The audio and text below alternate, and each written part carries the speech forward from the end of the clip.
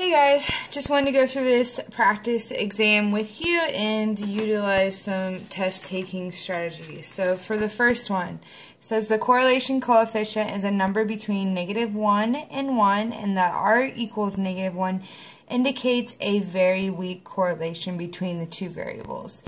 So to start out, we're going to split it up into two parts. So the correlation coefficient is a number between -1 and 1. I can agree with that. So this is our R. And we know either direction from -1 to 1 on the very ends, that's where it's the strongest. And then we also have our positive correlation and our negative correlation. Here in the middle, we have 0, that would be no correlation. R equals -1 indicates a very weak correlation between the two variables.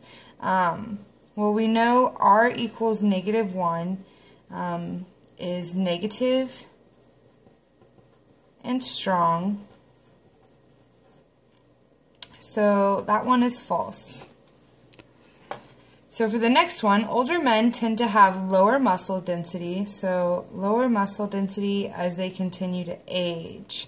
Hence, the correlation between age and muscle density in older men is negative. So let's think about what they're saying here.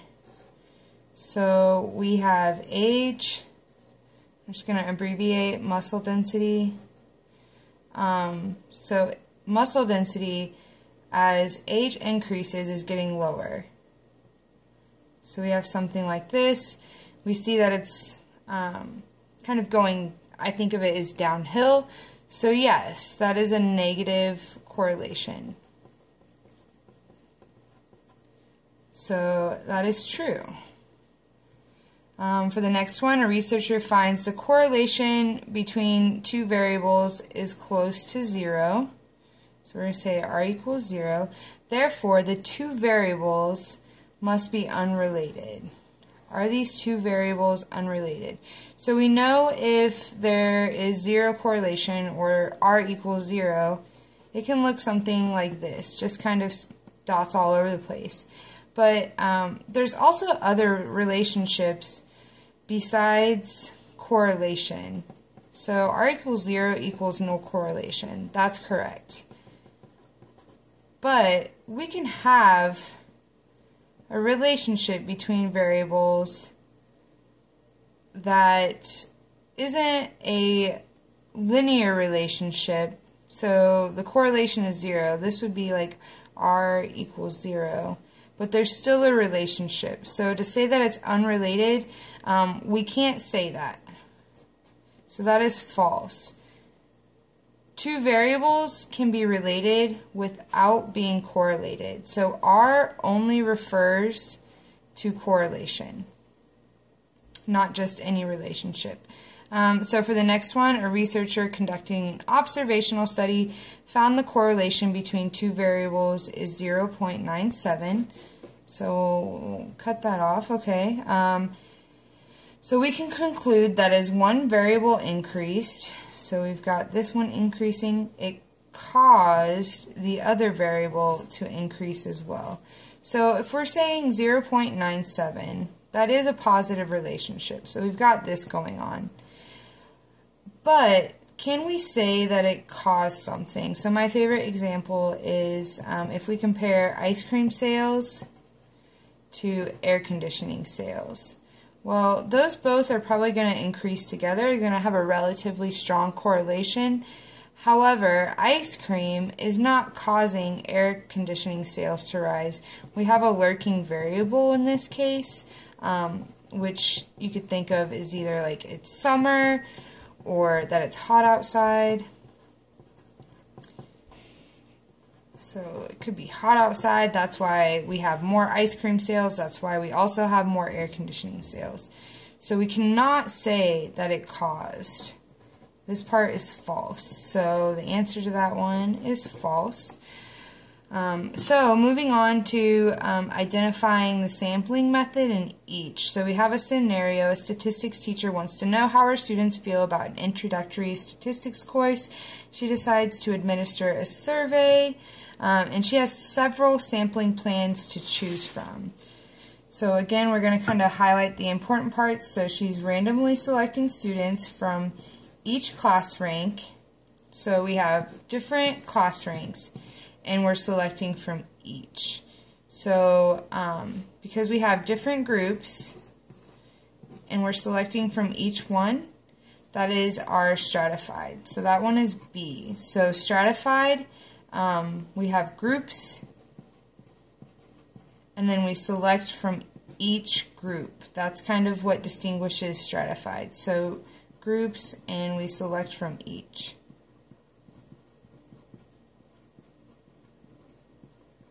Okay, so the next one, randomly select one class rank and survey every student in that class rank. So this one, we're still grouping them up. We still have groups, but we're just going to look at one group. We think that that one group actually represents everything we need to know about our population. So it depends on the question, but in this case, we're selecting one class rank and surveying every person in that group. And we can think of all of these class ranks as clusters in this case. And we surveyed everybody in that cluster. So our key word is like everybody in that cluster is what we did. So we have a cluster sample. For the next one, each student has a unique 919 number, and we randomly choose 6919 numbers. So they don't give us a lot of information here. So we're just randomly selecting these, maybe using like a random number generator or something. So we're going to go with simple random sample. It's kind of in the name. It's the simplest way to sample. You're going to use randomization, and that's what it comes down to. Sometimes you number people off, sometimes you use a random number generator. We're just saying every person has an equal chance of being selected. Alright, so for the next one, using the class roster, select every 5th student. Okay, so this one is systematic, so we developed a system. Our system is using every 5th student from the list. So that is C, systematic. And then for the last one, and for this scenario, we pass out the survey during her 8 a.m. class. So that one's your convenience sample. Our sample was based on convenience. Okay. For scenario 2, an airline wants to know how satisfied their customers are and decides to issue in a survey. They have come up with several options. So again, here we have pick every 10th passenger. So we know a lot of times when we see that every, it could be every. Last time it was every 5th, it could be every 10th. Anytime you have some kind of system, sometimes we use the notation kth. That's always going to be systematic. Sometimes you might have a combination of those and you might see multi-stage. In this case, all we're doing is picking every 10th, so it's systematic. From the next one, from a boarding list, randomly choose 5 people flying first class and then 25 of the standard passengers.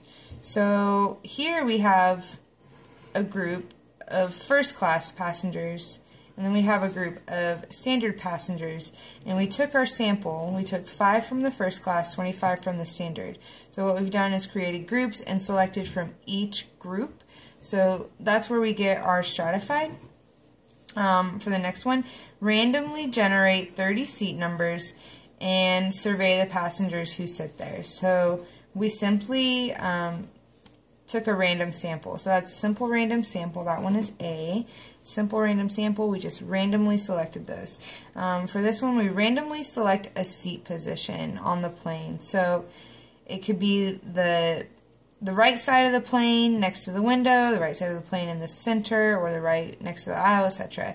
And then we survey all of the passengers sitting in those seats. So we have these different groups to choose from, and we chose one of these. So these are like our clusters.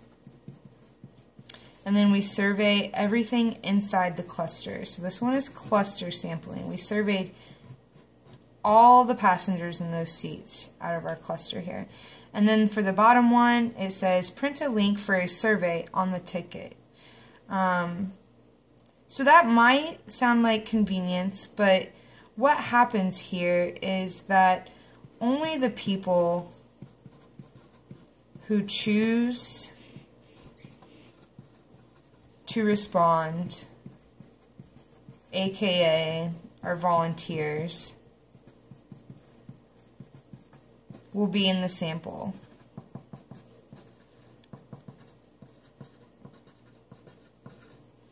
So that one, in this case, if we were to choose the best answer, we would have a voluntary response sample, because only the people who really want to will actually participate in that sampling.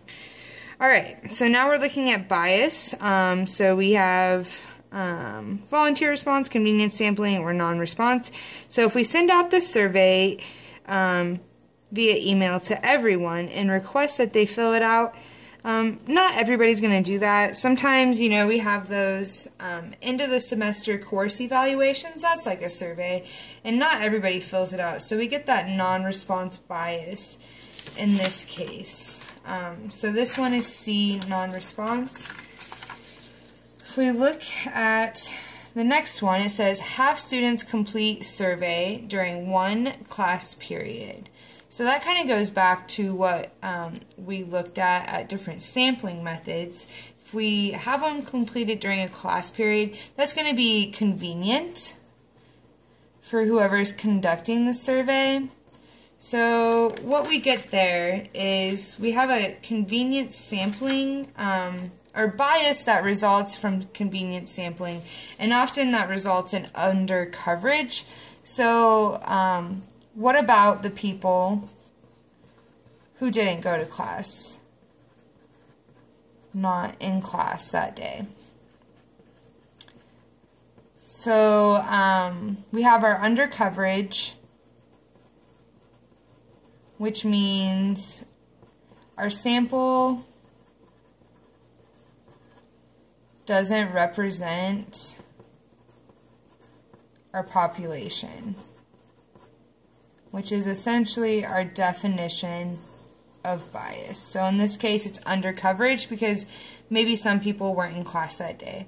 And for the last one, leave a stack of surveys in office for anyone who wants to fill one out. So anyone who wants to, again, we have volunteer response. So in this case, we have volunteer response bias, and we're left with A for that one, A for volunteer response bias, because only the people most likely who feel strongly one way or another are going to volunteer to fill one out. So it's not going to be representative of our population that we're interested in. Alright, so moving on, let's determine the type of study. So for the first one, an educational researcher used school records to determine that in one school district, 84% of children living in two-parent homes graduated high school compared to 75% living in single-parent homes. So the main thing here that tells us which one this is the fact that they use school records. We're collecting data from the past, so it's a retrospective. It's kind of like past is like retro. So that one's B. For the next one, we have 780 patients suffering from high blood pressure were randomly assigned to one of three groups. Over a 4-month period, the first group received a new drug, the second group received a placebo, and the third group received no treatment. Their blood pressure was recorded at the beginning and the end of the period, and those receiving the drug had the biggest decrease in blood pressure. So the big thing here, we had random assignment, and we also have these treatments. So the different treatments, we have the new drug, we have the placebo, and then we have like our control group receiving no treatment. So we're looking at an experiment in this case. So that is C. And then the last one, among a group of men who were tracked for 10 years. So these men were tracked for 10 years. Those who had scored over 130 on intelligence tests were more likely to suffer severe depression than those who had scored below. So this one, the clue is that these men were tracked for 10 years. So we started with a group of men, and then we tracked them for 10 years and collected their IQ or intelligence test, and then looked at whether or not they had depression. So this is a prospective. So we found a group of people, and then we collected data about them for the next 10 years. So prospective is like we're looking into the future, or we're following somebody through time to see what happens. We're not applying any treatments. So for both of these, no treatments,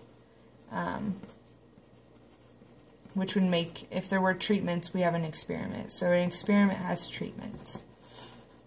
Observational studies do not. They only observe. All right, so for the last two, we're looking at experiments, and we want to identify the factors, levels, treatments, and the response variable as well as the experimental units. And we want to know if blocking and or blinding was used. So some people claim they get relief from migraine pain from drinking a glass of water. Researchers plan to enlist several people who suffer from migraines in a test.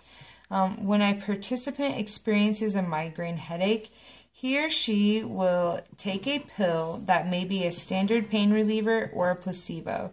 Half of each group will also drink ice water, and then patients will report the level of pain relief they experience. So our experimental units, I'm just going to abbreviate, experimental units are migraine sufferers. And our response, the thing that we're measuring, is the level of pain relief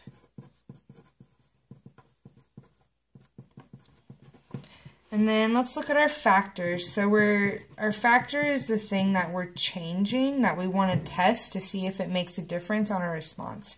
So in this case, we have a pill, or we have ice water. And if we look at the levels, they can either get a pain reliever or placebo. And they either get ice water or no ice water. So we can kind of make a little table here. And our treatments are going to be a combination of the two. So ice water plus pain reliever, and ice water plus the placebo. And then down here, so no ice water with the pain reliever. And then no ice water with the placebo. Was blocking and or blinding used? And a big clue that we have blinding here is that they used a placebo. So the patient doesn't know, are they getting the pain reliever or are they getting placebo? So we do have at least single blinding here, but no blocking because we didn't necessarily group people up. So let's look at the next one. The next one is says, after menopause, some women take supplemental estrogen. So they're just giving us some information here. And they're saying there's some concern that if these women also drink alcohol, their estrogen levels will rise too high. So we have 12 volunteers who were taking supplemental estrogen, were randomly divided into two groups, as were 12 other volunteers not on estrogen. So in each case, one group drank an alcoholic beverage and the other a non-alcoholic beverage. And then an hour later, everyone's estrogen level was checked. So that one's pretty easy to identify. That's a response, is that we checked their estrogen level. So estrogen level is the response. Our experimental units. So that would be like our menopausal women. But we kind of have two groups. We have some people that take supplemental estrogen and some that do not. No estrogen. So that is actually an example of blocking, because we think maybe this might affect our results with our alcohol. So if we look at our factor is alcohol, and our two levels are, we have an alcoholic beverage or a non-alcoholic. And we're going to apply these to each group. So for our estrogen group, half of them are going to have an alcoholic drink and half of them are going to have a non-alcoholic drink. And the same thing with our non-estrogen supplementers. So alcoholic and non-alcoholic. So our treatment here is the same as our levels. So our levels / treatment are the same. In this case, up above, we combined the different levels. So our levels up here were the ice water, no ice water, pain reliever, placebo. For this one, we just have one factor, just the alcohol. So that gives us the two levels and also the two treatments. But we're applying the treatment to our two different groups. And that's where the blocking is coming in, when we have the women taking the estrogen and then women not taking estrogen. Let's see. All right, well, I hope that was helpful, you guys. As always, be sure to let me know if you have any questions. Take care. Bye-bye.